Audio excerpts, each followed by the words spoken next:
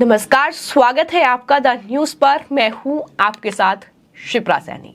आधी रात को सुप्रीम कोर्ट का दरवाजा खटखटाने वालों पर मोदी सरकार ने बड़ा एक्शन लिया है। दरअसल मॉनसून सत्र में लोकसभा से नागरिक सुरक्षा संहिता 2023 बिल पास हो चुका है, जिसका मतलब ये होगा कि फांसी से ठीक पहले कोर्ट जाने का प्रावधान, जो कि आखिरी रास्ता बचा है गुनाहगारों के लिए, वो भी बंद हो जाएगा। दया याचिकाओं पर राष्ट्रपति का फैसला ही अब आखिरी फैसला माना जाएगा।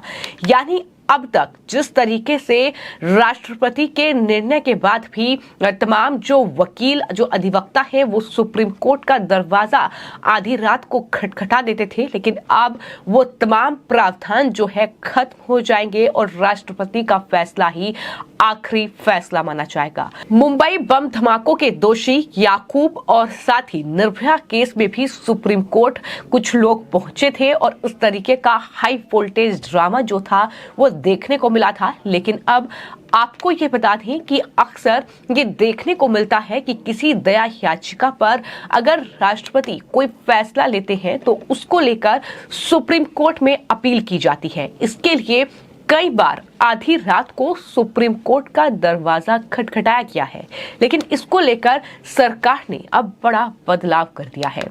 मॉनसून सत्र में लोकसभा से नागरिक सुरक्षा संहिता 2023 बिल पास हुआ है और इस बिल के मुताबिक राष्ट्रपति का फैसला ही अब आखिरी होगा। राष्ट्रपति के फैसले के बाद सुप्रीम कोर्ट में कोई अपील नहीं की जा सकती। यानी गुनाहगारों के लिए, दोषियों के लिए जो आखिरी रास्ता बचा था, अब वो भी मोदी सरकार ने बंद कर दिया है। और जाहिर तौर पर ये जो कहीं ना कहीं जो बिल लोकसभा से पास हुआ है, ये कपिल सिब्बल, प्रशांत भूषण और कहीं ना कहीं दवे जैसे जो अधिवक्ता है, जो वकील है, उनके लिए बहुत बड़ा झटका है, क्योंकि आतंकवादियों के बचाव में भी वो आधी रात को सुप्रीम कोर्ट का दरवाजा खटखटा देते हैं। तो ऐसे में जाहिर तौर पर ये कहीं ना कहीं जो बिल है, ये इन तमाम लोगों के लिए बहुत बड़ा झटका माना जा रहा है। भारतीय नागरिक सुरक्षा संहिता बिल में राष्ट्रपति के फैसलों की न्यायिक समीक्षा को खत्म करने का प्रस्ताव किया गया है। इसमें राष्ट्रपति के फैसले को ही आखिरी फैसला माना गया है। राष्ट्रपति के फैसले के खिलाफ किसी भी अदालत में कोई अपील नहीं की जा सकती है। दरअसल अब तक राष्ट्रपति के फैसले के खिलाफ सुप्रीम कोर्ट में अपील की जाती थी। अगर किसी दया याचिका पर राष्ट्रपति कोई फैसला देते थे तो उनके खिलाफ दोषी जो थे सुप्रीम कोर्ट में अपील करता था। लेकिन नए बिल के साथ अब ये तमाम चीजें खत्म हो जाएगी। नए बिल के मुताबिक ऐसे मामलों में अब राष्ट्रपति का फैसला ही आखिरी होगा। भारतीय नागरिक सुरक्षा संहिता बिल से सेक्शन 473 के मुताबिक संविधान के अनुच्छेद 72 के तहत दिए गए राष्ट्रपति के आदेश के खिलाफ किसी भी अदालत में कोई अपील नहीं की जा सकेगी और उनका फैसला आखिरी फैसला होगा।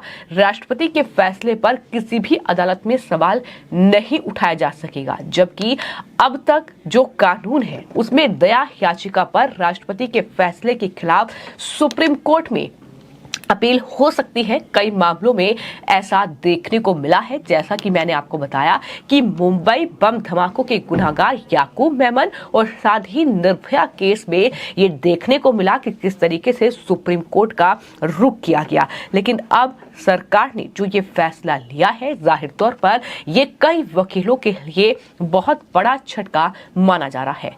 तो आपको ये बता दें कि ये जो बिल सरकार लेकर आई है, नए बिल के मुताबिक गुनाहगारों की आखिरी उम्मीद अब खत्म हो जाएगी। राष्ट्रपति का फैसला ही आखिरी फैसला होगा। सुप्रीम कोर्ट ने पहले ये फैसला दिया है कि राष्ट्रपति के फैसलों को चुनौती दी जा सकती है। सुप्रीम कोर्ट ने ये कहा था कि राष्ट्रपति और राज्यपाल को माफी देने का अधिकार है, लेकिन इस पे अनुचित और स्पष्ट देरी, एकांत कारावास जैसे आधारों पर चुनौती दी जा सकती है। लेकिन अब ये तमाम चीजें खत्म हो जाएगी और राष्ट्रपति का फैसला ही आखिरी फैसला होगा। जाहिर तौर पर याकूब मेमन और साथ ही निर्भया केस का हम जिक्र कर रहे हैं। इन वक्त पर कोर्ट के पास पहुंचने की कवायद को मौत की सजा के कुछ हाई प्रोफाइल मामलों में हाई वोल्टेज ड्रामे के तौर पर देखा जा चुका है। और जैसे 1991 के मुंबई बम धमाकों के दोषी याकूब मेमन को मौत की सजा देने से ठीक पहले 2015 में सुप्रीम कोर्ट में सुनवाई हुई थी।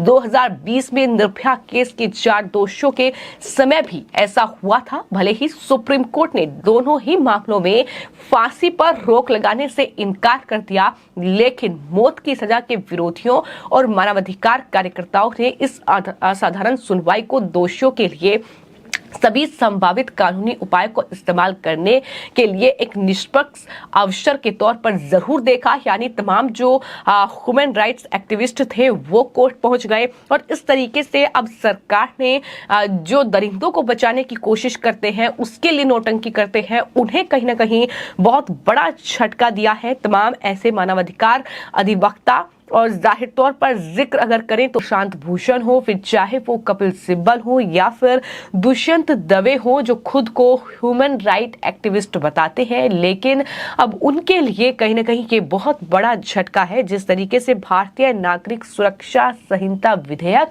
लोकसभा से पास हो चुका है और उसके बाद अब इसमें जो प्रावधान है वो बड़ा प्रावधान ये है कि राष्ट्रपति के पास अगर कोई दया याचिका जाती है और राष्ट्रपति उस दया याचिका को खारिज कर देती है, तो उसके बाद गुनाहगार के पास, जिसे फांसी की सजा मिलनी है, उस दोषी के पास बचने का कोई रास्ता नहीं होगा, क्योंकि उसके बाद वो किसी भी अदालत में, सुप्रीम कोर्ट तो छोड़िए, किसी भी अदालत में जो है अपील नहीं कर पाएगा, किसी भी अदालत का दरवाजा नहीं खटखटा पाएगा।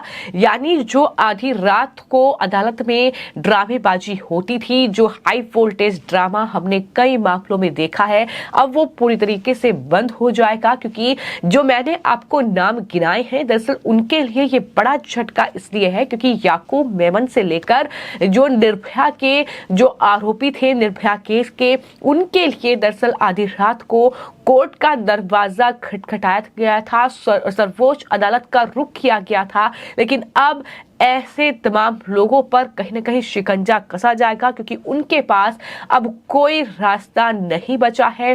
दया याचिका अगर वो राष्ट्रपति के पास लगाते हैं और राष्ट्रपति उस दया याचिका पर जो भी फैसला देते हैं, दरअसल वही फैसला अब आखिरी फैसला उस पूरे मामले में होगा।